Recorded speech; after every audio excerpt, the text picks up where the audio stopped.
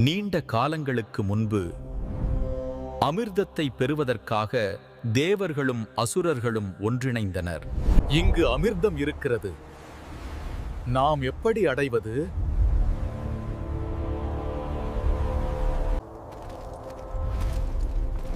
மந்தர மலையை கடாயாக பயன்படுத்தலாம். என் உடலை கயிறாக பயன்படுத்துங்கள்.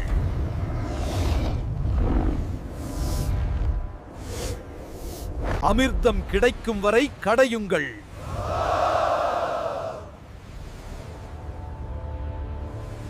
முதலில் வெளிப்பட்டது அமிர்தம் அல்ல, விஷம். அது விஷம். சாந்தம் எனது வடிவம். உலகம் காப்பது என் கடமை. பிரபோ, அது விஷம். உலகத்தை காப்பது என் கடமை. இது உங்கள் உடலுக்குள் பரவக்கூடாது. அந்த விஷம் அவரது கழுத்தில் நிலைத்தது. நீலகண்டா. உலகம் காப்பாற்றப்பட்டது. அந்த இரவு மகா சிவராத்திரி என போற்றப்பட்டது.